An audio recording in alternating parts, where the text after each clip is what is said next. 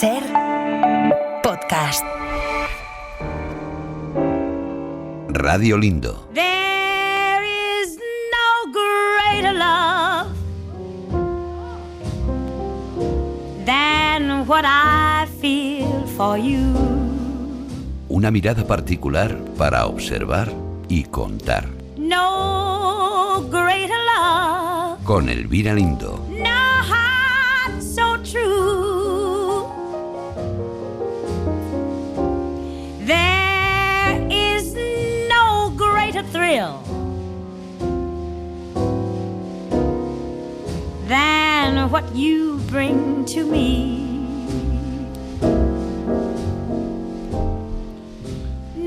Elvira Lindo, buenas tardes. Hola, buenas tardes. Una tarde de estas en Radio Lindo acabamos bailando tú y yo.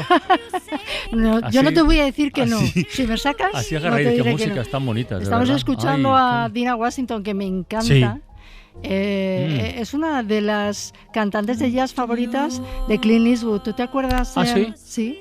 ¿Te acuerdas en Los Puentes de Madison? Sí, Toda sí, la sí, música sí, son sí, canciones sí. de Dinah Washington. Bueno, yo en realidad tenía en mente... A ver, Puentes de Madison, Dinah Washington, ¿a dónde vamos? No, una canción que se llamaba I Got You Under My Skin, te llevo debajo de mi piel, porque realmente, pero bueno, esta canción es igual de bonita que Bueno, la otra. creo que sí. Pero... ¿Por qué la piel? Pues ¿por qué la piel? Porque...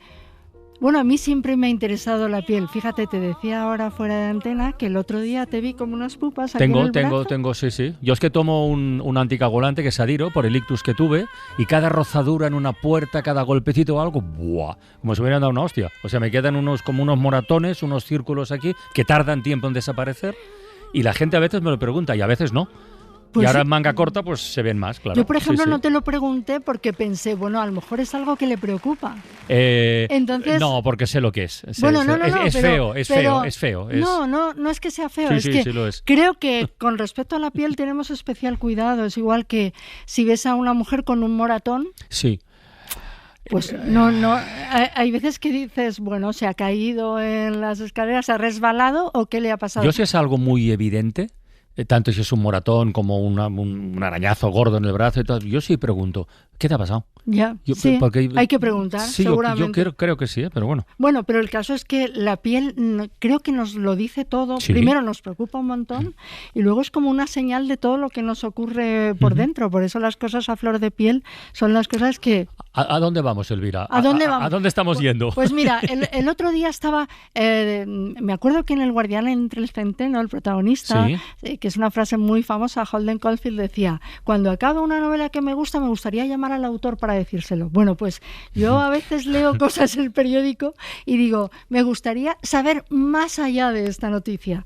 Y había un reportaje interesantísimo de Manuel Asende que era sobre un museo que, como no estemos listos ni la Comunidad de Madrid, ni la Facultad de Medicina, ni incluso el Gobierno de España, podemos perder uno de los museos sobre la piel más ¿verdad? misteriosos. El Museo Olavide. Yo Yo también leí ese reportaje Sí. de las figuras hiperrealistas de cera que se usan o se usaban en medicina, bueno, y algo más, ¿no? Para estudiar, Sí. para enseñar pedagógicamente, incluso moralmente. Entonces yo llamé al propio Manuel y le dije, quiero saber más de esta noticia. Y él me recomendó a un estudioso, un historiador de la medicina, estudioso de la piel y de muchas más cosas. Yo me quedé también impresionada con la biografía de nuestro personaje, nuestro amigo de hoy, que es Javier Moscoso.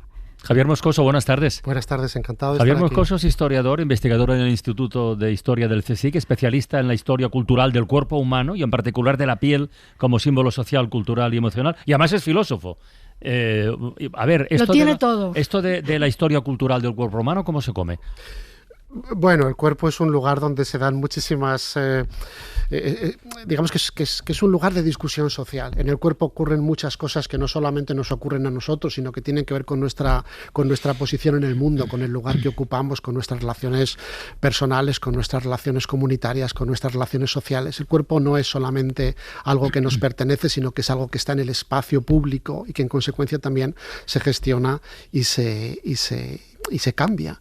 La historia cultural del cuerpo lo que viene a decir es, no, el cuerpo no ha sido siempre igual, no solamente tiene una historia evolutiva, que podría ser digamos, el trasunto de la biología o de la historia natural, no solamente hay una historia de la evolución del cuerpo, sino que también hay una historia cultural del cuerpo. No es lo mismo ni cómo somos ahora, ni cómo nos comportamos ahora en relación a muchísimas cosas. Ni lo que enseñamos o no enseñamos. Ni lo que enseñamos, ni la forma ni nuestros gestos, ni nuestras actitudes, ni nuestra coloración, ni nuestra forma de caminar, ni nuestra forma de sentarnos, ni nuestra forma de saludar, ni nuestra forma de besar, ni nuestra forma de hacer el amor. El caso es que en 2010 hiciste una gran exposición, importante exposición, que tuvo muy buenas críticas en Londres, sobre la piel. La comisariaste y te interesaste por este museo Olavide. Dijiste, bueno, yo quiero tener una de aquellas figuras de cera, y es la primera vez que estuviste en contacto con este museo. Así es, sí, en el año 2010, yo creo que un poquito antes, conocí a Maya y a David, que eran los restauradores del Museo Olavide, que entonces estaba a cargo del doctor Luis Conde Salazar, que era realmente un entusiasta y estaba convencido de que aquel museo, que en realidad se había cerrado en los años 60, que ya había sido embalado más de una vez y que estaba desaparecido, pues que tenía que volverse a poner en circulación, ¿no? El doctor Olavide estaba un poco en la idea también desde su perspectiva de dermatólogo, de estudioso del pasado de su disciplina, pero el Museo Olavide contenía muchísimas más historias, ¿no? No es solamente un museo de dermatología, ni un museo que pueda o que tenga que ser reivindicado solo desde el punto de vista de la práctica clínica. En realidad, a día de hoy, desde ese punto de vista, no tiene demasiado interés, salvo el interés que puede producir pues ver enfermedades que ya nos llegan al desarrollo, precisamente por las intervenciones clínicas que tenemos y por los fármacos, la penicilina, por ejemplo, ¿no? Entonces, para algunos estudiantes, ver algunas de esas condiciones en 3 dimensiones puede ser interesante. Pero el museo tiene otras muchas cosas, y efectivamente en el 2010, cuando todavía estaba todo medio a abrir en las cajas, estaban todavía restaurando algunas figuras, pues una de ellas, que era la figura de una niña tiñosa en tamaño natural. ¿Una niña tiñosa? Sí, nos la llevamos a Londres y causó verdadera sensación, porque hay otros museos parecidos en el mundo. El Museo Olavide no es único por algunas de las cuestiones que quizá luego vamos a comentar, pero hay otras colecciones parecidas, pero es verdad que una figura de tamaño natural de una condición dermatológica como esta es muy raro. Ya, pero tienen una belleza artística, yo no se puede decir belleza, pero sí, porque son impresionantes las figuras. Yo creo que la gente que nos está escuchando lo puede buscar, puede buscar las imágenes. Eran artistas los que hacían estas figuras de cera. Sí, fíjate que me recuerda, le preguntaba yo, claro, como estaban abriendo las cajas, el doctor Conde Salazar pues no sabía muy bien qué era lo que iban a encontrar y qué es lo que estaría en condiciones de poder ser restaurado o no.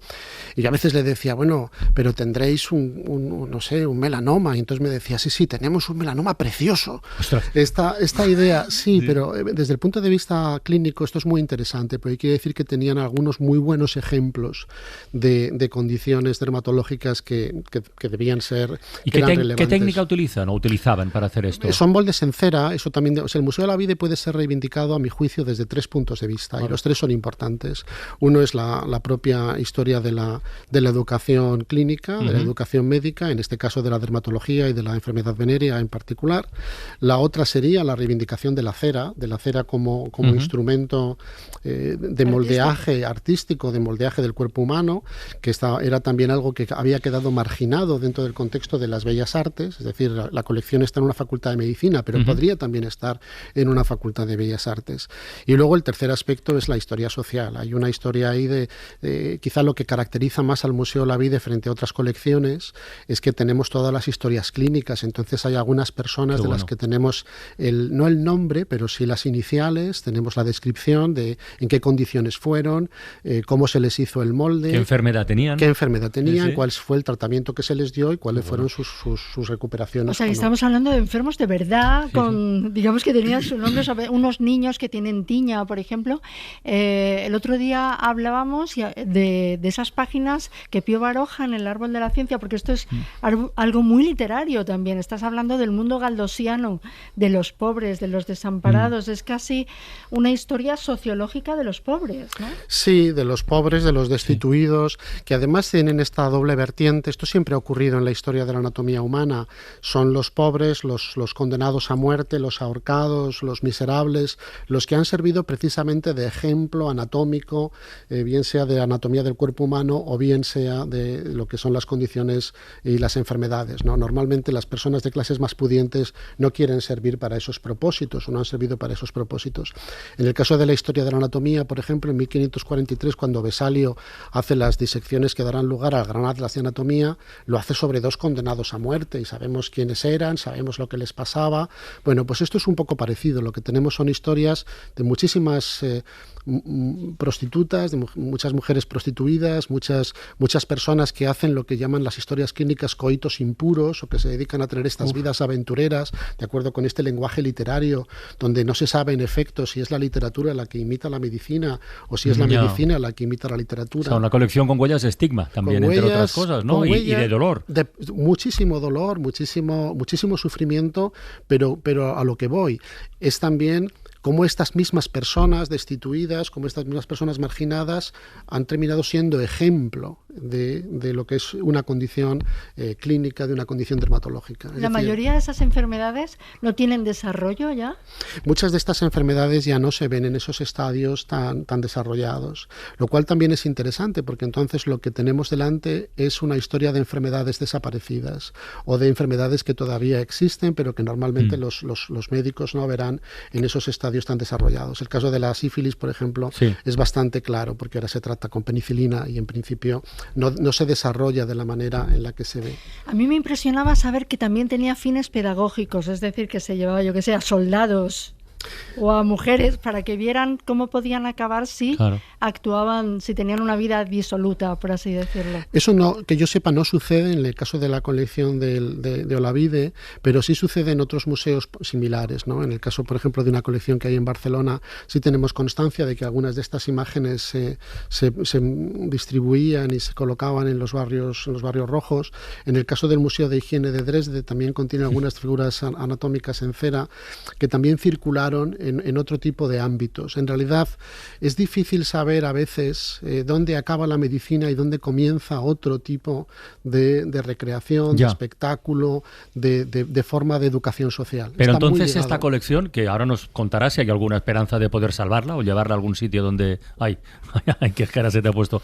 Entonces esta colección tiene más valor desde el punto de vista científico, histórico o artístico, o una suma de todo. Bueno, yo creo que tiene valor sobre todo desde un punto de vista de lo que sería la historia social de los olvidados, aquellos que no han tenido voz. Esto me parece que es lo que habría que reivindicar por encima de cualquier otra consideración.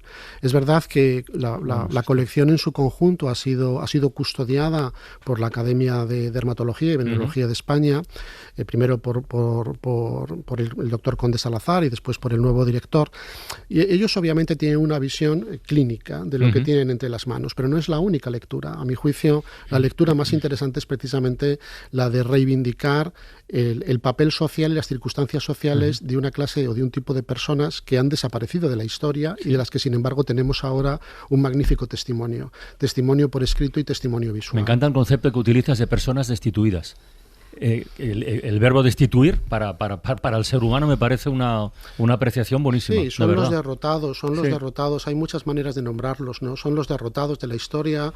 Los historiadores en general nos pasamos el día, ya se acabó afortunadamente esto de la historia de las grandes figuras, ¿no?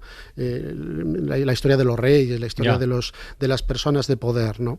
Y es verdad que nos hemos pasado mucho tiempo buscando precisamente fuentes documentales para intentar comprender cómo viven y cómo actúan otras personas que no dejan huella, que no dejan rastro.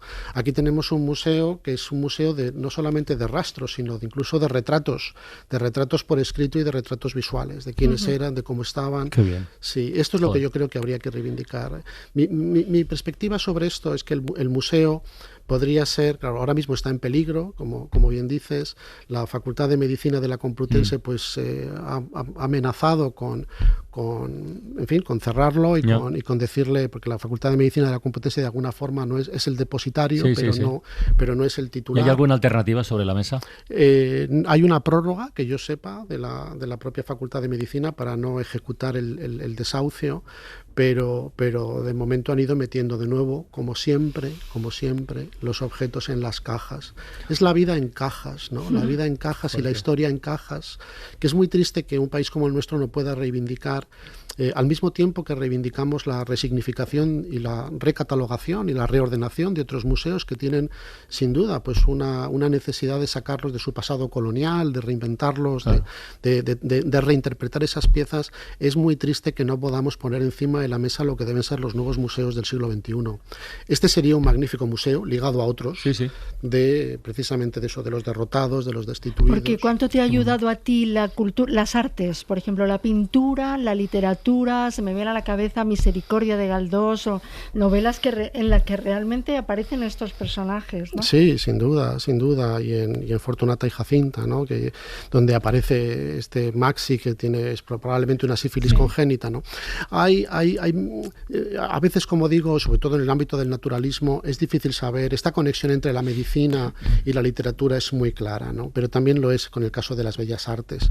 En realidad, esta idea que luego va a reivindicar en España nuestra Emilia Pardo Bazán, esta idea de bueno, vamos a dejarnos de éticas, vamos a dejarnos de falsas morales, la naturaleza es lo que es y la vida social es lo que es, ¿no? Y esto pasa por el ámbito, por el contexto de la medicina, pasa en la literatura y pasa naturalmente en las bellas artes, ¿no? Hace poquito tuvimos en el Prado también una magnífica exposición sobre pintura lacrimógena, sobre pintura social, como se quiera llamar, que reivindicaba un poco esto mismo, ¿no? Sí. Oye, Javier, en tu condición de pielósofo, que es una mezcla de experto en piel y filósofo, oye, ¿los tatuajes qué lugar ocupan en la historia cultural de la piel? Bueno, tatuajes hay de muy distinto tipo, ¿no? Está el tatuaje ritual, que es una cosa y que tiene que ver, pues claro, con el contexto cultural en el que se practica.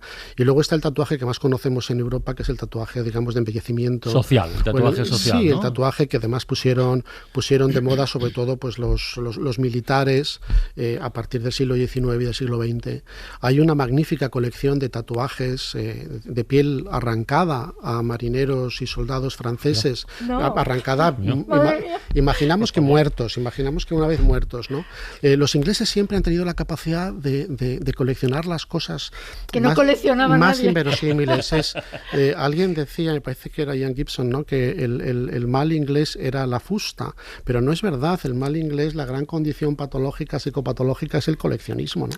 Son unos fetichistas de todo, entonces coleccionan todo lo que pueden, lo que los demás tiraríamos, ellos lo guardan, ¿no? Entonces guardan esta colección magnífica de tatuajes de marineros franceses de finales del XIX, principios del XX. Y ahí lo interesante, en fin, esto sí que es un poco mórbido, ¿no? Pero ahí lo interesante es ver las imágenes, qué se tatúa la gente. Claro. ¿Qué se tatúa? ¿Y por qué se tatúan lo que se tatúan, ¿no? Entonces, por ejemplo, en esta colección del Museo de la Ciencia, curiosamente, el Museo de la Ciencia de Londres, lo que hay es mucha alta tecnología del momento. Por ejemplo, muchos tatuajes de bicicletas, que uno diría, claro, pero es que esto era la gran moda, ¿no? Entonces, o las imágenes de mujeres, que siempre aparecen, obviamente, igual que los corazones, los nombres de las amadas, la reivindicación o vindicación religiosa, pero las imágenes de mujeres también son muy interesantes en las posturas que eligen, en lo que es el diseño que se sigue, ¿no? Bueno. Que muchas veces representa pues la Venus de Milo, cosas de este tipo. Yo me pregunto si tú estas figuras que ahora están a punto de meterse en cajas, las pones en un museo, ¿dejas que la gente entre sin más a ver figuras que están medio deformadas, niños por la tiñosos o la sífilis, o tienes que tener una persona que explique lo que ha significado el representarlas en cera? Claro, es muy buena observación. Yo creo que siempre hay que huir del amarillismo en cualquier caso, ¿no? Hay que huir enteramente del amarillismo. Entonces, el ir a ver estas figuras como quien va a ver, pues, no sé, la sala de torturas de la Torre de Londres o los freak shows del 19, esto sería un error. Esto sería claramente un error. Entonces, yo sí creo que yo cuando llevo a mis estudiantes allí, de la mano de David y Amaya, siempre tenemos esta magnífica introducción que hacen ellos, que es más bien desde el punto de vista clínico, desde el punto de vista del ámbito de la restauración. Pero yo siempre les pregunto a mis estudiantes, que además luego es una conversación muy interesante que tenemos, ¿de qué es el museo? ¿De qué es el museo que han visto? ¿Y qué te dicen? Bueno, pues efectivamente muchos de ellos entienden que no es tan obvio que sea solamente un museo de dermatología y que probablemente tiene una lectura social pues relacionada con lo que es el espacio de la marginación en el mundo, en el Madrid del 19. Oye, Javier, la última. Si la cara es el espejo del alma, la piel, ¿qué? La piel también, de hecho, cuanto más transparente, se decía, casi mejor, ¿no? Cuanto más transparente y más blanca, ¿no? Ahora que estamos en verano y que todo el mundo dice, bueno, a ver si cojo un poquito de color, ¿no? Bueno, pues esto del color de la piel, del moreno, que se sepa que era una cosa que era de pobres, ¿no? Esto decía... Claro, del campo. Era solo la gente del campo. Claro. Estar moreno era cosa de pobres, ¿no? Todavía en español tenemos esta expresión de moreno de albañil, que es una expresión muy graciosa. Sí, esto es, ¿no? No, ahora hay que tener cuidado con las enfermedades de la piel. Es verdad que es un órgano al que no se le ha prestado demasiada atención. Empieza a ser más relevante por todo esto que nos sucede del cambio climático y también porque, bueno, tenemos nuestras propias, antes me hablabas que es la historia cultural de la piel, no tenemos ni muchísimo menos la misma percepción de cómo cuidar la piel ahora que antes. Déjame que te ponga solo un ejemplo. En el Museo Olavide hay algunos ejemplos de manos, de lo que podríamos llamar la mano de obra, que este es un ejemplo que me encanta, la mano de obra, de la historia de la mano de obra, porque algunas profesiones de antaño producían terribles lesiones en las manos. Por ejemplo, la persona que pasa toda la vida ordeñando vacas, ¿no? Que tiene entonces la mano deformada por el ácido láctico, o los pintores, ¿no? Entonces, estos museos reflejan eso, te dan una idea de lo que es una lesión que pasó desapercibida durante muchísimo tiempo y que, sin embargo, formaba parte de la convivencia diaria de mucha gente que malvivió y que tenemos esos testimonios que no deben perderse.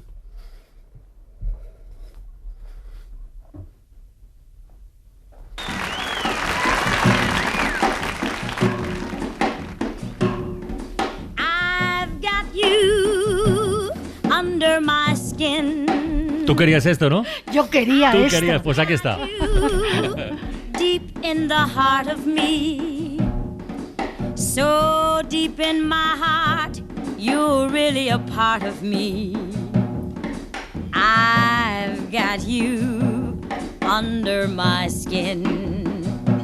Javier Moscoso, muchísimas gracias por este ratito en la ventana. Gracias a vosotros. Elvira, la próxima semana repetimos Radio Lindo, ¿eh? Muy bien. Venga, chao. Un beso grande. Para no perderte ningún episodio, síguenos en la aplicación o la web de la SER, Podium Podcast o tu plataforma de audio favorita.